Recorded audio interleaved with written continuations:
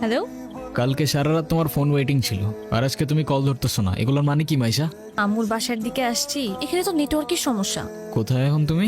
আমি বাসায়, আর কোথায় থাকবো? তোমার আশেপাশে কেউ আছে? আম্মু আছে তো, বেশিক্ষণ কথা বলতে পারবো না। একটু বের হইতে পারো আজকে? আরে না, বললাম তো আম্মু আছে, আমি কিভাবে বের হব বলো? নীরব, আমি জানি তুমি আমাকে অনেক খারাপ ভাবতেছো। তোমার কি মনে হচ্ছে? কি ভাবা উচিত তোমাকে? তোমার পাশে তো তোমার আম্মু না। কোথায় তোমার আম্মু? আন্টি? তুমি ওর সাথে এভাবে কথা বলতেছে কেন? এ ভাই, তুই কে রে ভাই? মাইশা, তুমি কিছু বলতেছো না কেন? কি বলবো? মাইশা, তুমি চলো তো আমার সাথে। আমি বুঝতে পারছি ও তোমাকে ভুলভাল বুঝেছ। আর যাই হোক, আমি তো তোমাকে চিনি। আমি কথা দিচ্ছি, আমি সব কিছু ভুলে যাবো, তুমি আমার সাথে চলো। তোমাকে ডিসাইড করতে হবে, তুমি কার সাথে যাবা, আমার সাথে নাকি তার সাথে?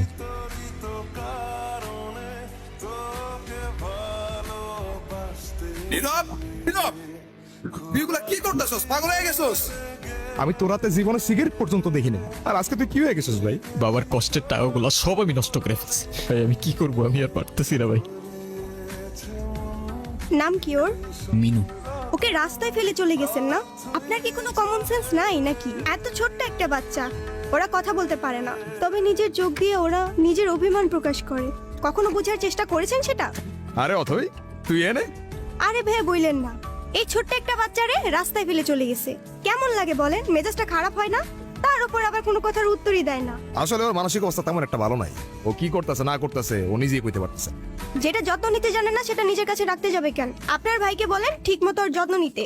আমি কিন্তু ওকে দেখতে আসবো, মনে থাকে যেন। তুই কি লিখে ভেঙে বলতেছিস? কই যাস? মিনুরে খাবার দিতে ভুলে গেছিলাম ভাই। আমার এই কবুতরের নাম রাখছি লক্ষ্মী। হাই মিনি, এটা ওর জন্য। আচ্ছা অথই, এইটা হইতাছে আমার সম্পর্কে স্বাস্থ্য ভাই। আর নীরব, এটা অথই আমগো বাসার বিল্ডিং এর 5 তলায় থাকে। আসসালামু আলাইকুম। বিড়াল ভয় পান না? বিড়াল ভয় পাবো কেন? যারা বিড়াল ভয় পায় তারা আবার মানুষ নাকি?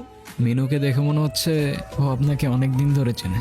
ওর মতোই আমার একটা বাবু ছিল, ও হারাই যাওয়ার পর আমি এত কাঁদছিলাম। আর খুঁজে পান নাই? আমি ওকে একদিনের জন্য আমার বাসায় নিয়ে যাই। আপনাকে দেখে মনে হচ্ছে ওদের অনেক ভালোবাসেন। ওরাই তো আমার ফ্যামিলি। একা থাকেন নাকি এখানে? ছোটবেলা থেকেই বাবা মা কি জিনিস আমি জানি না, বাবা মার ভালোবাসাটা কি সেটাও বুঝিনি কখনো। কেউ কেউ এই ভালোবাসাটা পায় না, আর কেউ সেটা পেয়েও সেই ভালোবাসাটার ভ্যালু দিতে জানে না। তো কফি নিয়ে আর কতক্ষণ বসে থাকবা? কিছু অর্ডার করবো না? ট্রিটটা কিন্তু আমার। আর তারপর আপনি ওর জন্য পড়াশোনা বাদ দিয়ে ব্রিজ থেকে লাফ দিতে গেছেন।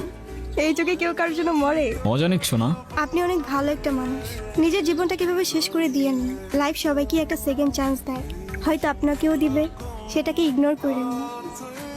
নীরব, আমি জানি তুমি আমার সাথে কথা বলতে চাও না। অনেক বড় ভুল করছি নীরব। তুমি আমার সামনে থাকা সত্ত্বেও আমি ভুল মানুষটাকে চুজ করছি। আমি তোমার লাইফে ব্যাক করতে চাই নীরব, প্লিজ আমাকে ফিরিয়ে দিও না। Sorry, wrong number. তোমরা টেনশন করো না তো। নীরব, তুমি এখানে কোথাও যাচ্ছ নাকি? কোথায় যাব? তোমার এই অবস্থা কেন? সবকিছু ঠিকঠাক আছে তো? আমার কিছুই ঠিক নাই নীরব।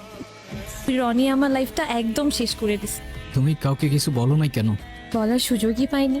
ওর জন্য আমি আমার লাইফ, আমার ফ্যামিলি সব কিছু হারাইছি। বাদ দাও, যা হবার তো হয়েই গেছে না। ভালো থাকার চেষ্টা করো, জীবন অনেক সুন্দর। আমি তোমাকে ছাড়া কখনোই ভালো থাকতে পারবো না, এটা তখন আমি বুঝিনি। দুনিয়াটা কি আজব, তাই না? বিশ্বস্ততার এই দামটা কেই বার বোঝে। আজকাল তো চিটাররাও চিট করে লয়ালিটি খুঁজে। এই নাও চকলেট। এই তোমার এই চকলেট কিনতে এতক্ষণ লাগে? আর মামা কই? আরে খুঁজেই তো পাচ্ছিলাম না। উনি কে? আরে হঠাৎ করেই ওর সাথে দেখা। তোমারে বলছিলাম না, ওই যে মাইশার কথা। ভালোই তো আছো মনে হচ্ছে। অবশ্যই ভালো আছে। এই চলো তো। এই ব্যথার শহরের অলিগলির নুড়ি পাথরগুলো যেন আমাদের কষ্টগুলোর এক একটা প্রতিচ্ছবি। আর সেই কষ্টগুলোর মাঝে আমরা আমাদের জীবনের হাল ছেড়ে দিলেও জীবনের একটা মোড় হয়তো আমাদের সবাইকেই একটা সেকেন্ড চান্স দেয়।